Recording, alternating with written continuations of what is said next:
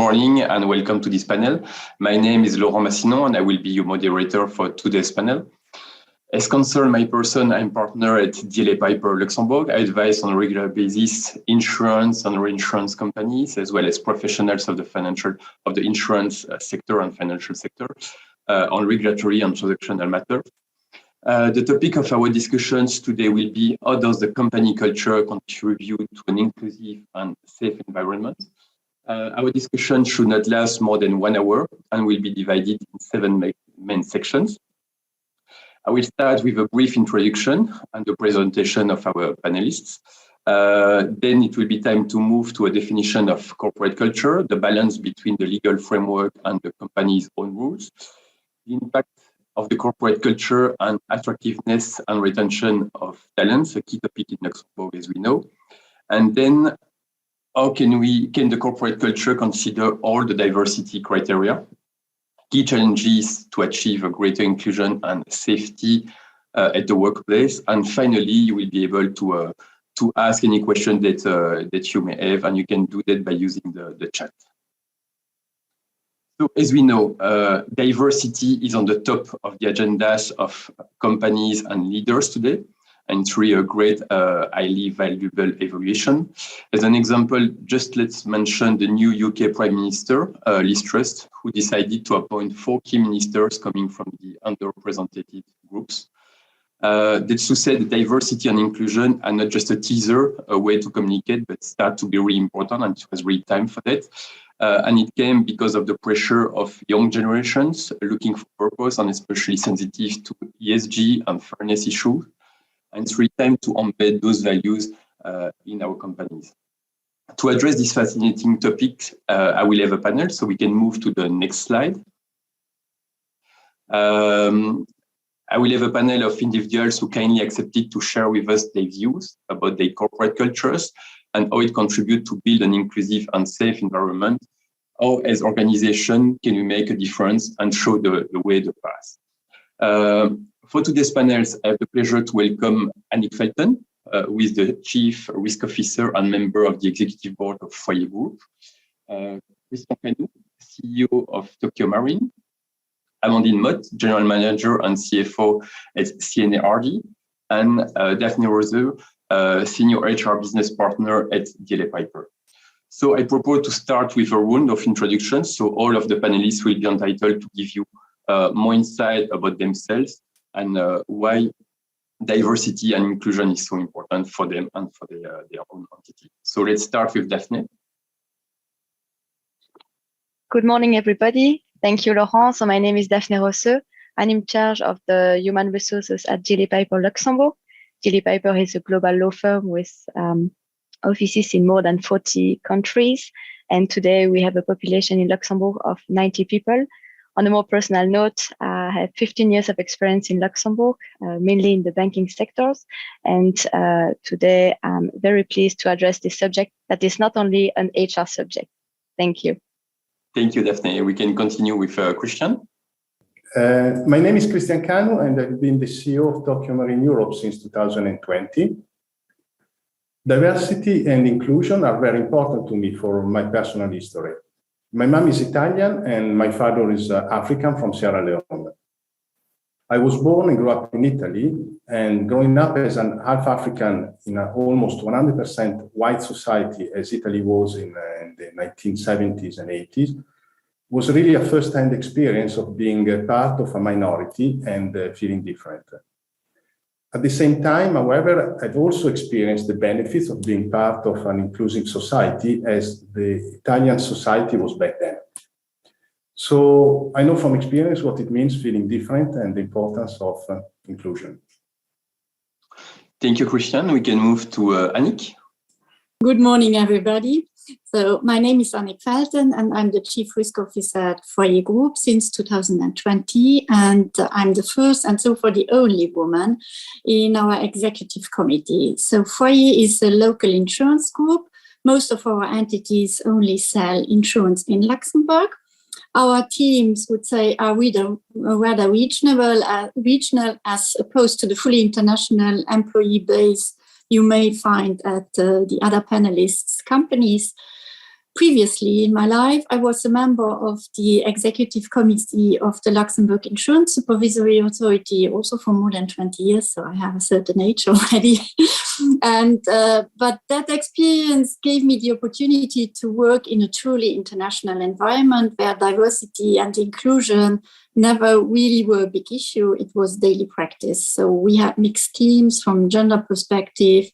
We had people with different educational, religious, cultural, national backgrounds, and practicing kind of a welcome culture towards all our partners and clients abroad. So I would say I have two quite diverse experiences, and I may say that diversity is essential at first start for myself, as I do no longer want to stay the only woman at Foyer's Exco. And then also for my company, as I believe that diversity is essential for keeping the teams self-challenging, curious about unknown and unfamiliar situations, and stay reactive to new developments. Thank you, Annick. And as we say, last but not least, Amandine. Good morning, everyone. My name is Amandine Mott, and I'm currently the General Manager of the Luxembourg entity of CNA Hardy, and I oversee the business and the operation in Luxembourg and in 7 branches across Europe. Since I've joined CNA in 2018, I've been very engaged in D&I matters. I was notably part of the D&I Council during a couple of years, and D&I is really critical to me for several reasons. First, because I'm a woman. I'm also a mother of 2 girls who are lucky enough to grow up in Luxembourg, and they don't even question diversity, given this country is very diverse. And finally, D&I is important for me as a leader because I can see the benefit of an organization being diverse and inclusive, and what it brings to the business. Thank you, Amandine. So we can move to the next slide. Yeah. So our first topic will be, how would you define the corporate culture in your company? So we'll start with Daphne. What are your views on this matter? Exactly. We have at the group level a very clear mission that has been translated into a motto. And our motto is one voice made of many. And since March 2021, we also have 3 goals that are very transparent and visible by everybody on the intranet. And those goals should help us to drive us towards a more equal and more representative workforce. So those goals are reaching by 2025 at least 30% of our partnership to be women, and by 2040 it will be 40%. But we also have the promotion of at least half of our internal partner to come from underrepresented groups, as you said in your introduction, Laurent. This is a very Anglo-Saxon term. It may include, but it's not limited to gender, ethnicity, ability, sexual orientation, etc. And we also have the third one, the third objective, which is to monitor our business services population, because we have the fee earners in the law firm, but we also have a business services population, and we should ensure that it remains inclusive and representative. To make this happen, we also have key talent program. So those programs are mainly oriented to those underrepresented groups to give them more visibility, to support them with coaching, with conference, with 360 degrees assessment, etc. And we have a new pilot also again this year. This is at the group level. I would say that for Luxembourg office, when we are asking the people what would be their perception of the corporate culture, you will hear the words mainly entrepreneurial and international. So international, we have more than 18 different nationalities. Thanks to Luxembourg, it's easier in Luxembourg than in another country, let's be honest. And for the entrepreneurial, it's really linked to the fact that we are all going and moving forward to the same project to develop the DLA Piper Luxembourg office, because we are still quite young. We have been established since 2014, but we have this common approach and this common project. Thank you. Thank you, Daphne. And Amandine, what are your views? Unlike Daphne, I won't define our company culture by a motto, but by an acronym. So our company culture at CNA can be defined with the LEAP acronym. And LEAP stands for L for leading, and is leading ourselves and the others. And I think leading people or leading in an organization is applicable at all levels. It's not only for the leadership, but I strongly believe that each and everyone in an organization can lead. E stands for engaging, and we are pushing people to engage with a real empathy to that team. A for adapting, by being ready to challenge and change. And I think over the past 2-3 years, we've seen that being able to adapt in a changing environment is critical. And finally, P is for perform and do a great job, of course. And we are really pushing our people to follow this culture and to be innovative, collaborative, and inclusive. Thank you, Amandine. And now, Annick, I'm quite curious to see the difference, because for the last two panelists, we saw the influence of the Anglo-Saxon world. And here, Foyer is really Luxembourg, based in Luxembourg and a Luxembourgish group. So I would like to know what is your definition and your views. I can reassure you there is a difference. I would say Foyer's corporate culture is defined also through its history. So we, as I said, we are a Luxembourg group with family shareholdership, and we are celebrating our 100th anniversary this year. So if there is something which makes maybe Luxembourg specific, and Amandine, she already referred to it, Luxembourg society in itself is very diverse. So I would like to say that Foyer is also diverse. For me, diversity is quite a state of mind. It's all about inclusion and empathy, and it must be a belief which is fundamental. So this said, I need to say that our corporate culture may not be as formalized as in others group, but we live it in a very pragmatic way.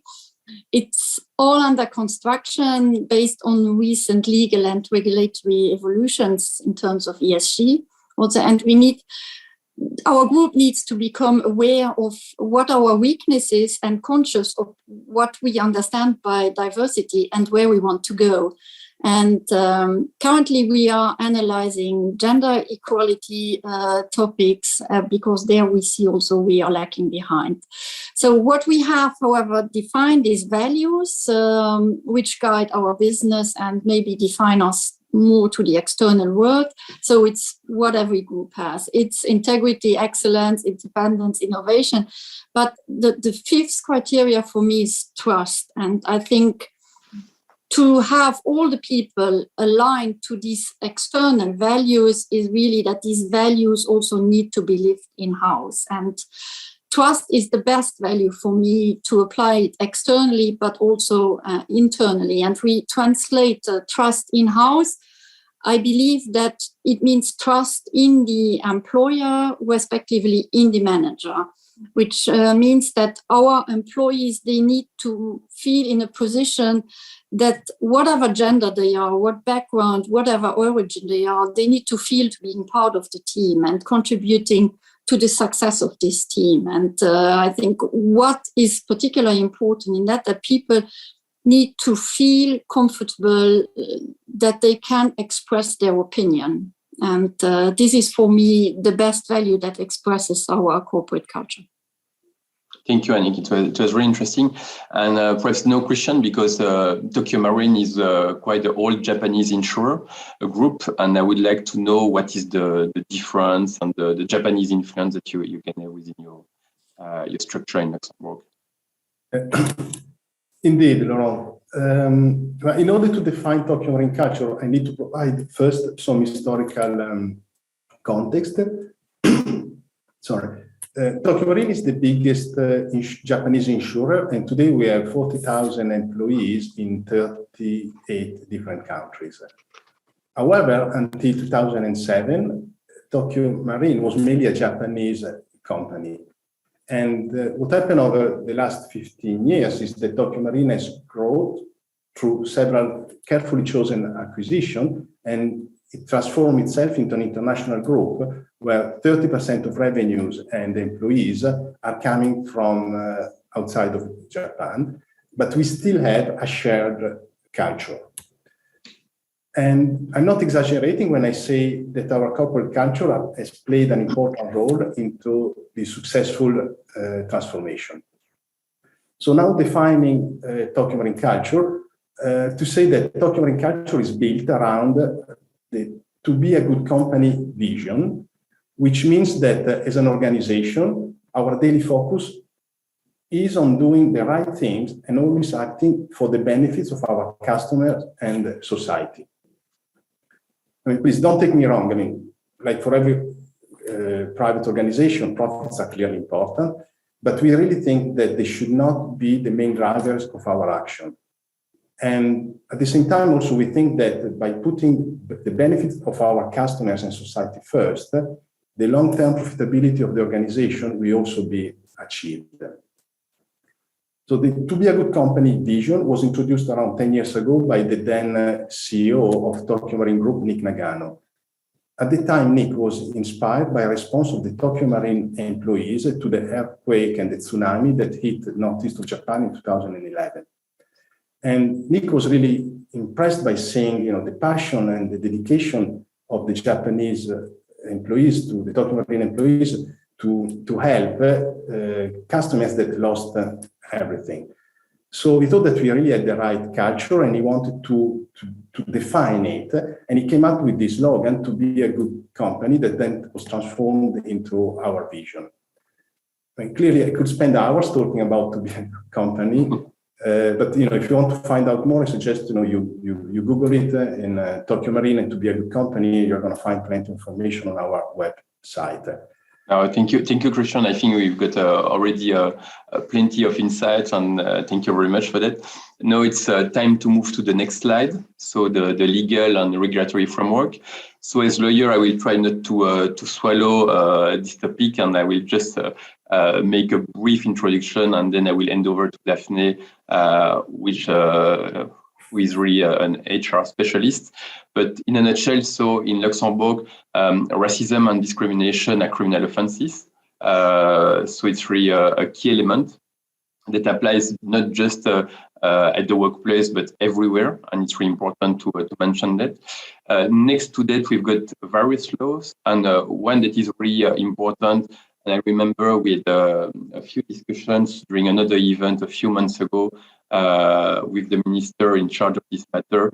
And there's a law, and not all of the companies comply with this law, but this law is really there. It's just to make sure that all of the public administrations, private companies, public companies hire disabled people, and it's really based on different criteria. For example, for a private company, it will be linked to the size of the company, how many people you have, and according to the various thresholds, you will be obliged to recruit disabled people, which is really important. And as we'll see a bit later, I think it's important to have a law, but in practice, it could be really difficult because sometimes it's not easy to find the right people. And if you need to recruit disabled people, you can just not find them. So it's easy as that. And next to that, we've got also the diversity charter and various initiatives taken at the EU levels. For example, there's something on the table just to ensure in listed companies that women will be better represented in the boardroom. So it's really important to make sure that those things are going further and not just on the table. So, as I said, I will start with Daphne. So what are your views, Daphne, and your experience in terms of legal and regulatory framework? Thank you, Laurent. It's true that the diversity question is still a bit vague in Luxembourg, even if Luxembourg has made a great leap forward. As Annick said, for Foyer, it was not a topic that we all know in the beginning, but we are moving forward in the right direction, let's say, and we have different support for this. The diversity charter, Luxembourg, that you are referred to, Laurent, is a great tool. DLA Piper signed this in 2018. And what is this text? This is a commitment text that supports the companies to go beyond legal obligations, because first, we are not all the time aware about the legal obligations, but also we sometimes have to do more than what is required from us. So just to give you an idea of the status right now of the charter, we have more than 200 signatories. It's clearly mainly from the private sectors. 75% are signatories from the private sectors. but it's moving forward and it's proposing events, proposing networks, proposing a group of reflection. And you even have now the possibility to be at different level of commitment in this charter. So you can be a standard, you can be advanced, and you can be ambassador of this charter. So on the nature point of view, it's clear that we have to be conscious that now we are going from a concept of the fact to eradicate all the discrimination linked to the law about the equal treatment, to now a diversity and inclusion concept. So it's a good and positive movement, but it's different now. We are not just there to assure to our workforce that they will be listened. No, they will be listened and we will move with them and with their own needs. And we are going to make them to make their voice heard by everybody. So this is clearly a change in the concept. So from the only diversity acceptance into the belongings and the inclusion. Thank you, Daphne. And the transition is rather easy because you mentioned Annick, so I will go back to Annick, especially because of your current situation, but also because of your former life at the insurance regulator, just to know what are your insights on this. Yeah, clearly. So due to my personal experience, I fully support these legal and regulatory initiatives.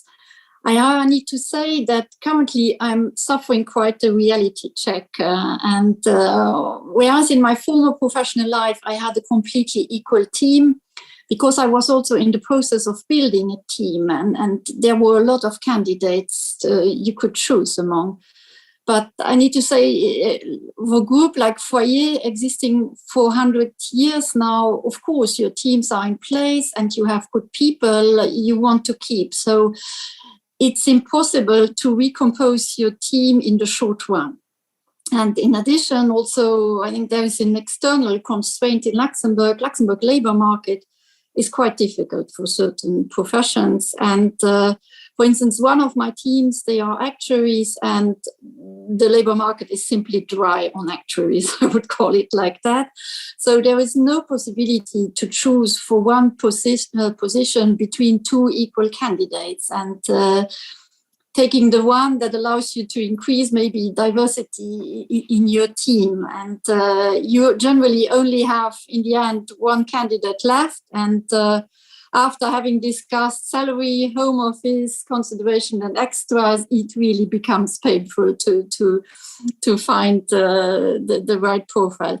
So that's, for instance, my experience in a team of 10, I have only 2 ladies. And the last 5 hirings, there were 4 men and 1 lady when it now comes to gender. So luckily, we were at the point that as the Luxembourg market is so small, and we couldn't find someone in the neighboring regions, so in Germany, France, or Belgium. So we had to go very far, and we found people in Switzerland and in Canada. So at least we have this geographical diversity now in the team, but it's quite a difficult situation. I don't know if others can share that. But I think we will directly ask Christian. Okay, but I tend to have a situation very different compared to Annick, because Tokyo Marine has been around for more than 140 years, but in Luxembourg, we only opened our office 4 years ago in 2018. So if I look today at 22 employees that we have in Luxembourg, the level of diversity inclusion is very high. So we have the majority of women, 50% of the managers are women, and also we have out 22 employees, 14 different nationalities. So I think we're scoring pretty well. However, we had it relatively easy because, as I said, we started the team from scratch, so we could really choose. Then I have to say that the pool of talent available in Luxembourg is very diverse, so it really helped a lot. And the last reason for that helped our setup was also that here we have the central function in Luxembourg. So, for example, you have a big HR, legal and compliance team, and the majority of employees in those teams are women. However, if you look outside of Luxembourg, in the rest of Europe, we tend to have some scoring, let's say, less well when it comes to diversity and inclusion, because as an insurance company, our core activity is underwriting, and among underwriters, especially managers, we tend to have more men than women. So we are really working hard in order to reduce diversity across Europe. Thank you, Christian. And as we saw, the legal framework in Luxembourg is rather light. And I would like to ask to Amandine whether inside you go further and if your internal rules are stricter. Yes, they are, and it's interesting to note that it can be a barrier to proper diverse recruitment. So some of our rules are stricter than the Luxembourg legal framework, and notably on recruitment. So we have a consistent approach to recruitment, with most of the role being recruited direct first instance. And then we only partner, we have a chart, and we only partner with agencies that we are sure will provide diverse talent. And we also have consistent interview question at each level to look if people have a diverse and inclusive mindset. And we also look at, during the interviews, to have a diverse interview panel to ensure that we are avoiding as much as possible bias. And it really forms part of each manager annual goals to follow these internal guidelines. But what makes it difficult is that in such small market as Luxembourg, and I will fully agree with what Annick said, it can be difficult to apply these rules because, especially in this environment of war of talent, we might not have a lot of profiles coming to us when we recruit. So sometimes we just cannot be as diverse as we would like in our recruitment. Where we are lucky, and I also agree with Christian, is that the pool of talent is so diverse already in Luxembourg that without making a lot of efforts, we have a diverse team, and we're only 7 at CNA in Luxembourg, and I think we've got 5 or 6 citizenship, and people are coming from abroad as well, from Singapore or from the UK. So we managed to have this diversity, but it still remains difficult because of this war of talent.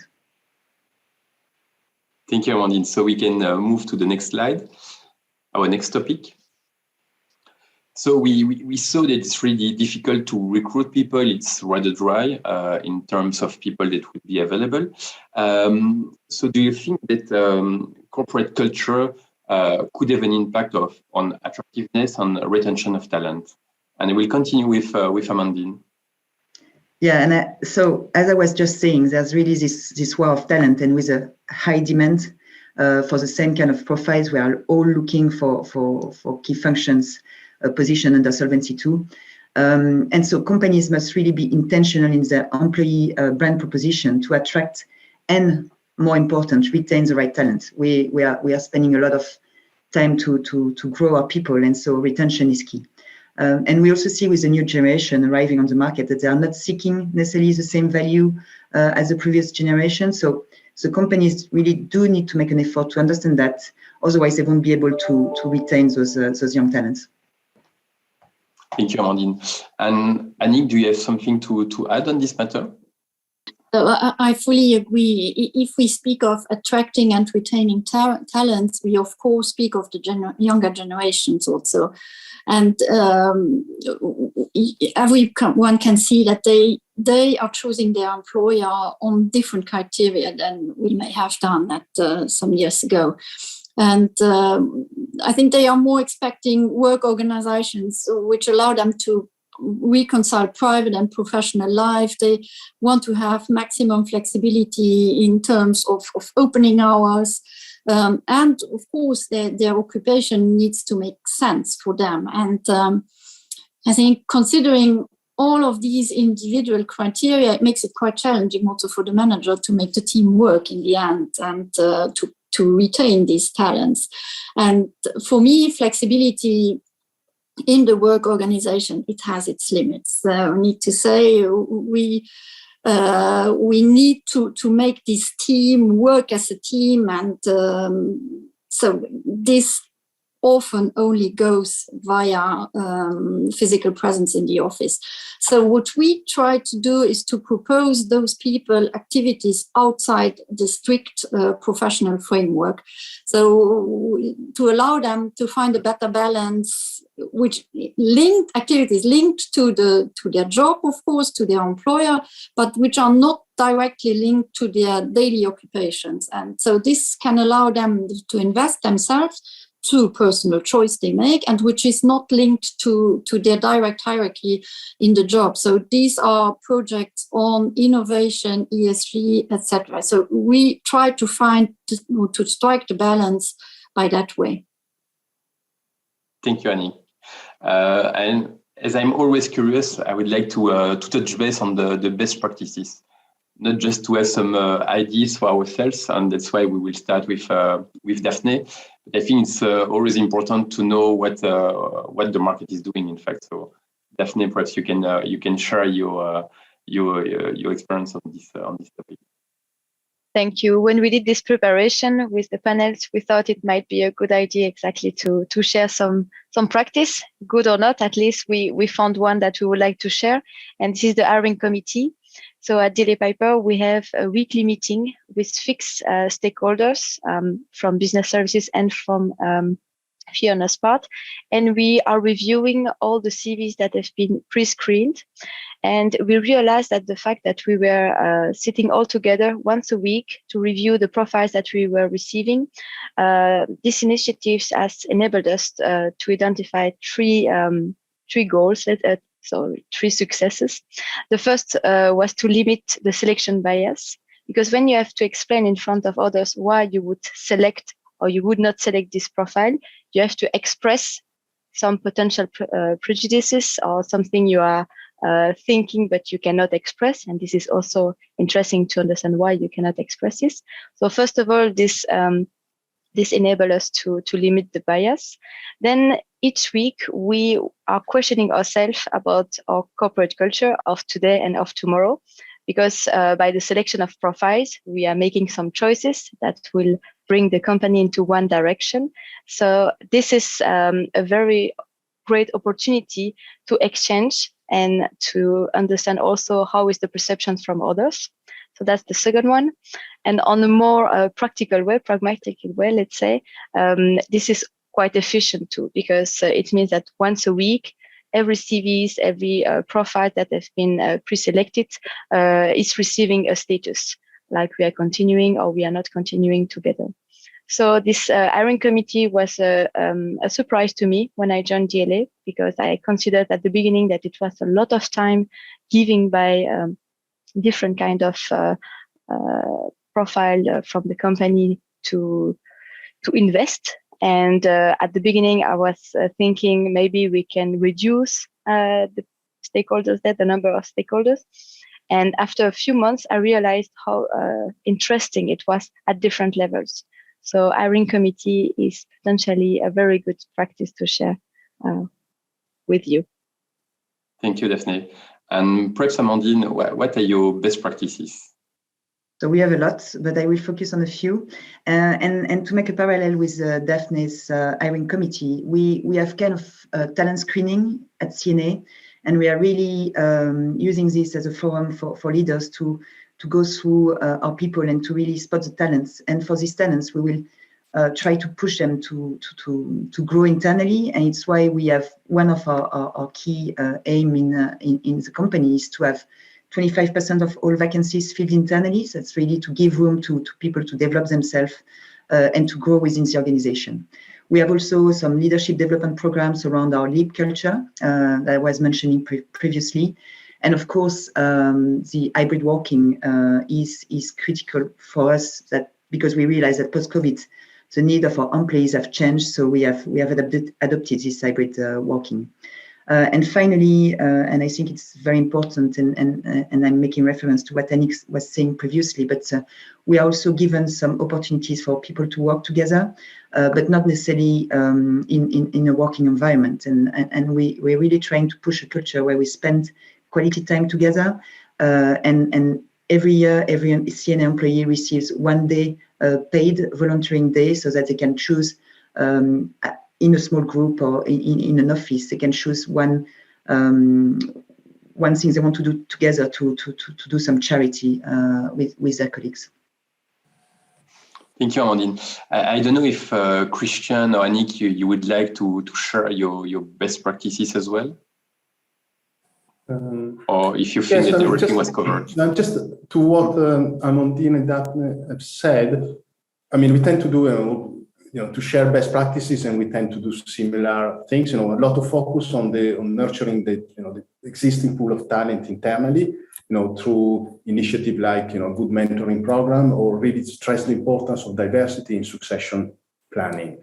But also for us, like for a lot of our companies, we really focus on trying to put diversity at the top of the organization. And when I say at the top, I'm not only referring to the CEO, but also, as soon as there is a leadership role, it can be head of department, head of teams, or head of function, because we think that employees and candidates look up at the top. And when you have diversity at the top, I think then it's easier to cascade down through the entire organization. Thank you, Christian. Annick, something to add? No, nothing to add especially, but really, I think it's the tone from the top that guides it all in this respect. Okay, thank you. So we can move to the next topic, so the scope of diversity. And as we know, diversity is rather broad. So it encompasses different criteria, for example, gender, sexual orientation, nationality, culture, religion, age, visible and invisible disabilities. And do you think that it's possible to build a corporate culture that takes into account all of these different criteria, or or it's only possible to prioritize them? So I will start with Daphne on this topic.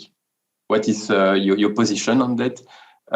Should we put some priorities or try to take everything into account? And if so, how?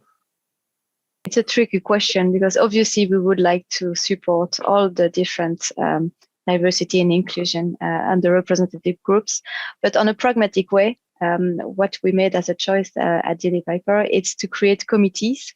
So we have a diversity and inclusion committee. So just to give you a bit of insight, the committee is based on a voluntary basis. So we have once a year the opportunity for employees to register themselves to a committee, could be events, well-being, pro bono.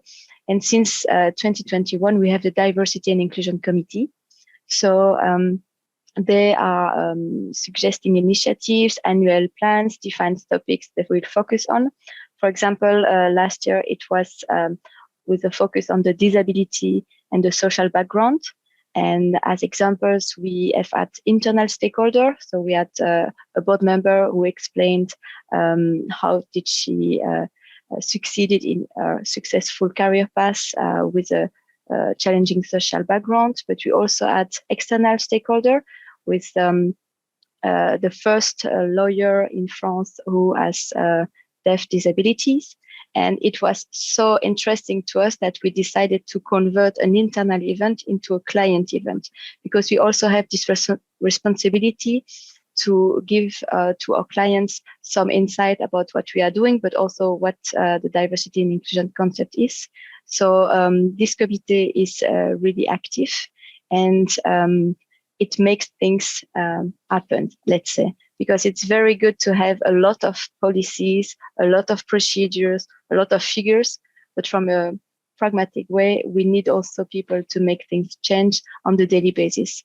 So on top of what is doing the DLA Piper Group, with a lot of networks like Leadership Alliance for Women, Enabled, that is supporting anyone affected by a disability.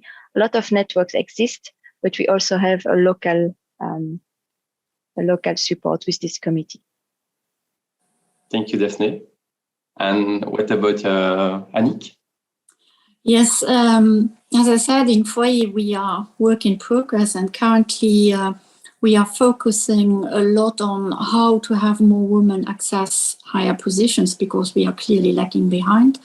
And the second, I wouldn't call it priority, but the second topic we are in currently is also to have a proper intergenerational balance. So this might seem less challenging than gender equality, but the management of this topic, considering technological environment and business changes, is not that easy either, I would say. So we are all, of course, products of our times, and we have grown up in periods with technology expectations, but this all evolves, and we try to organize teams to push young and less younger people to work together. So for me, in my other proposition, this is also a question of risk management, and it is to achieve knowledge transfer clearly.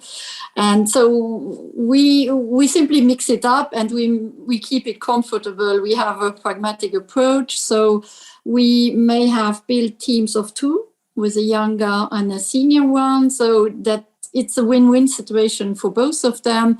The senior one has the expertise, which the younger one absorbs like a sponge, whereas the younger one, he brings the know-how about new technologies, and where the older one no longer have, say, and I count myself to older one, access to. So as I said, it's a win-win situation for both of them, and it made these teams quite successful. Thank you, Annick. And Christian, because we know it's difficult to take into account all of the different criteria, what is the situation in your company? Do you prioritize the different criteria, or you just take some into account? What is your situation? We tend to have a dual approach. We do give priority to the criteria that are more visible and also easier to measure, like the gender or different background or origins. Then all the criteria like sexual orientation. This is it's not something that usually we ask at interviews or we want to monitor. So when it comes to the criteria that they are not really priority, what we tend to do really to make sure that we don't make any discrimination there, and to make sure that we have an extra sensitive when we realize there is somebody that is part of a smaller minority. And also what I find that is very interesting is that these situations are evolving over the time.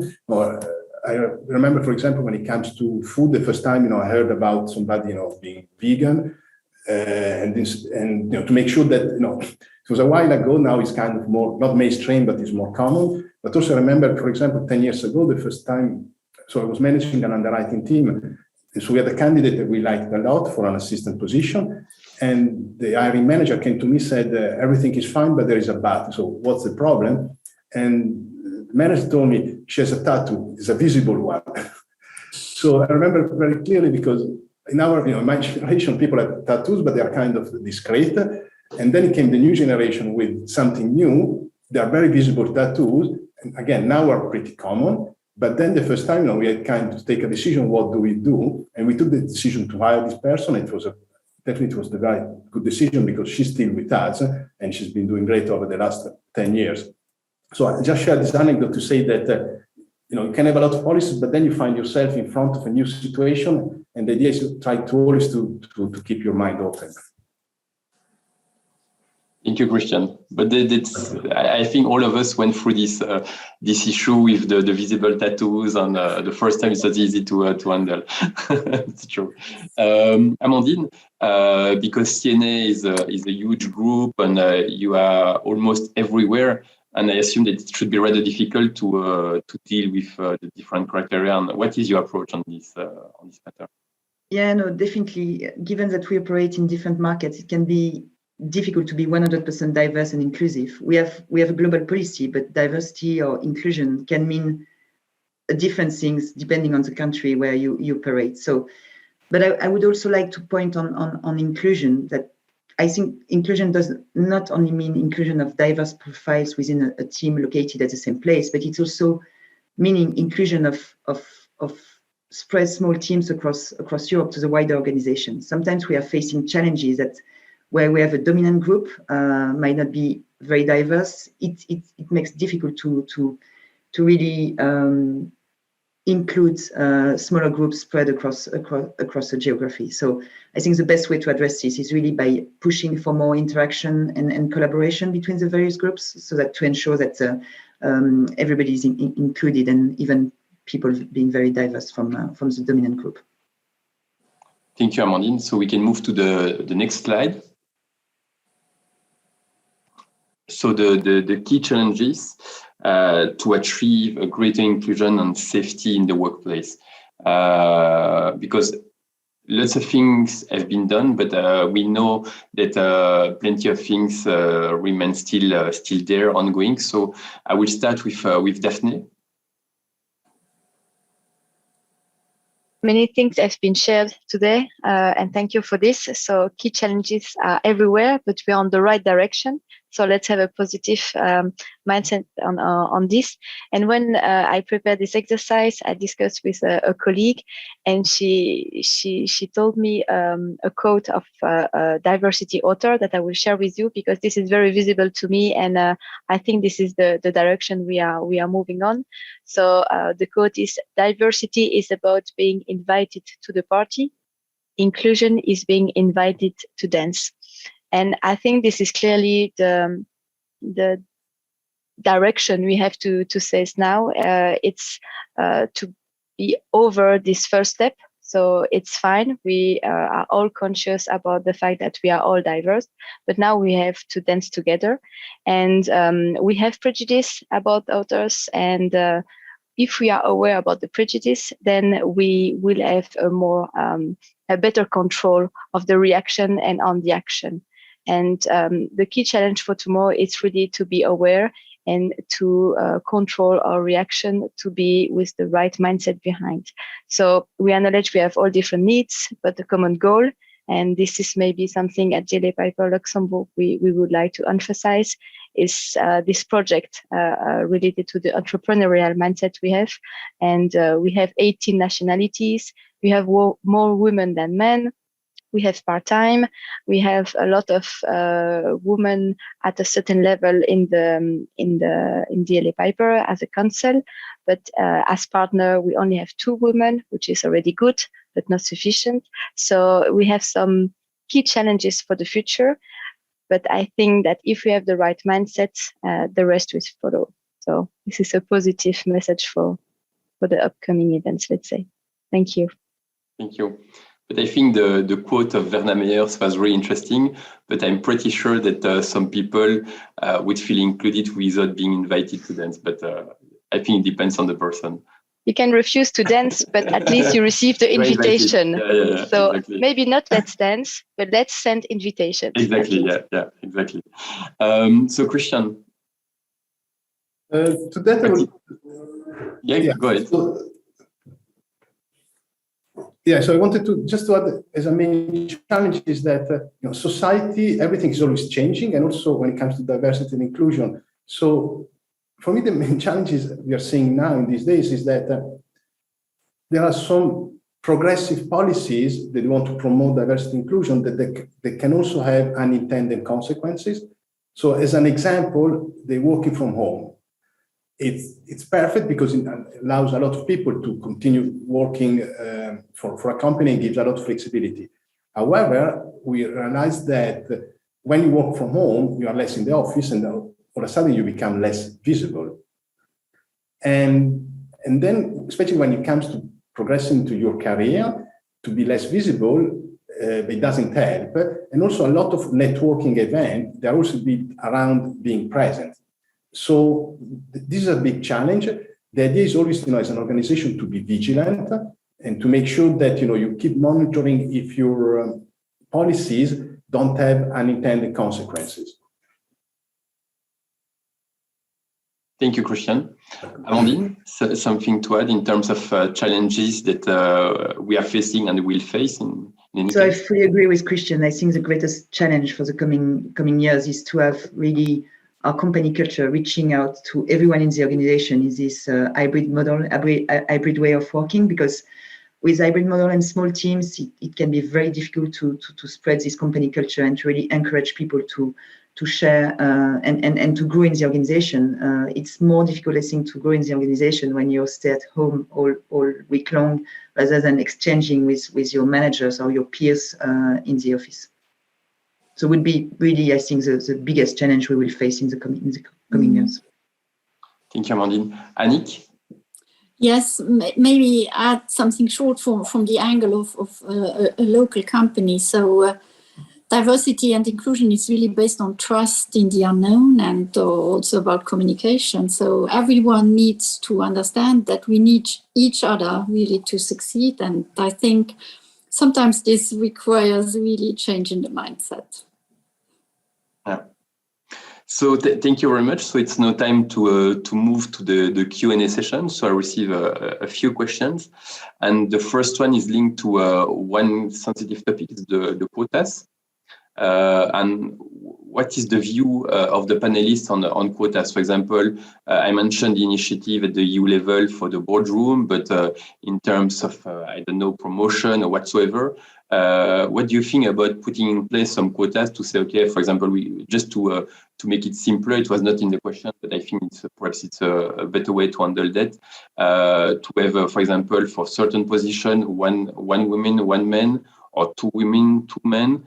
And what would be the downside as well? Because sometimes, as we saw, the war for recruitment is there, so it's difficult to find the right person. And for example, if you got a quota in place, you cannot find one man, for example, what are you doing?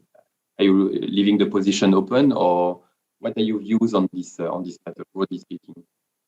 It's exactly that. I think we mentioned it when we were discussing about the difficulty to recruit and to have a diverse team. It can be very difficult when you have quotas to really feel the obligation. And I have an example in Italy. From 15 people, you need to hire one person with disability. And for us, it was very difficult to manage to find really the right person with disability, because the pool of talent is so limited in the insurance industry. In small, Italy is not a small country, but you have a limited pool of talent in the insurance industry. And we really struggled, and we had this position open for quite a while before managing or being able to fill it. So quotas can be dangerous when you operate in small markets. Mm-hmm. But on the other side, I think that the initiative from the EU Commission on having more women at the board of listed companies is a good thing, mm-hmm. to push a mentality to the right direction.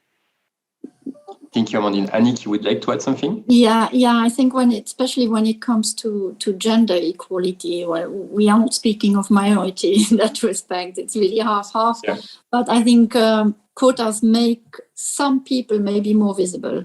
So whereas some are always in the first row, with quotas, you also make those in the second row more visible. Thank you. Daphne, perhaps? I would maybe add regarding this question that this is why program should exist at the beginning of the career too, and not only at the end, because the people should be aware that they have also the opportunity to be promoted, mm-hmm. and daring thinking of it. Because we are facing a lot of women, or maybe underrepresented group, that are not considering even the promotion as the next step. So the first barrier is themselves, and this is why program and visibility, as you said, Annick, needs to be tools to support them. So quota is the last step, but before we have some things to do before. Yeah, that's true. But I think it depends really on the person. But some people may be more shy and do not believe that they can have this position. And if you put the right tools in place, they will be on the top as well, for sure. Press Christian, if you have something. Yeah, I would just say I agree with Daphne that I think quota should be the finishing line, I think, of a journey toward the diversity. I mean, not the finishing line, should be a major step, but we should not start with quota. We need to prepare, because in some cases, it really takes time, but it has proven that, quota sometimes they are a useful tool to force a company or people that they don't want to implement new diversity policies. Mm-hmm. Thank you, Christian. So I think we still have time to take the last one. It's about inclusion and especially linked to beliefs or religions, especially at the workplace. How would you address the challenge to take into account the different religions in terms of public holidays, in terms of also have some premises devoted for that? Do you think that it should be taken into account? Or do you think that it's part of the private life and it should be left on the side and work is work and it should not be linked to those specificities? I know it's a tricky one, but I think it's interesting to hear you on this matter. I can start if you want. I think it's important to be sensible, and I'm thinking of if we are doing some event in the evening or the annual Christmas dinner. Taking all the team to the sugar fire to have some drinks might not be the preferred way of getting together after work for some people who do not drink alcohol, for example. So I think we need to keep that in mind. And it's important not to hurt people with different belief and what you would consider as being the good thing to do after work. Thank you, Amandine. And for the others? I know it's a tricky one and not so easy to be handled, but yeah. I think, it's not only an issue for companies. it's an issue for society as a whole. So I think we are responding to that, as a society also because, what is on offer, for example, on alcohol, there are more and more non-alcoholic drinks because also the new generation, they drink less. And so I think the society is responding, and I think as a company we make sure that there is always availability for people that don't want or that don't like drinking alcohol.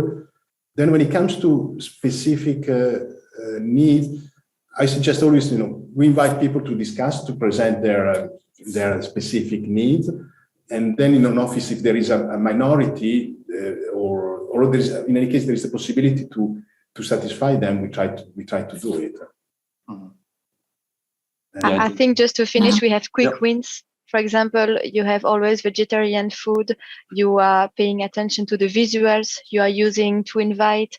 That's quick wins. For the rest, it's time. But quick wins are manageable. Okay. Yeah, the aim is really to avoid bias and common way of thinking. We need to pay attention to that. So thank you very much. I think we are right on time. So thank you for your time today, for having shared your views. It was really interesting. And I hope that this topic will continue to be on the agenda because it's really an important topic and there are plenty of things. It was really difficult within 1 hour to cover all of the different matters, topics, but I think we managed it. It was really interesting. Thank you for that. And hoping to see you soon on those matters. So thanks a lot, and I wish you a nice afternoon.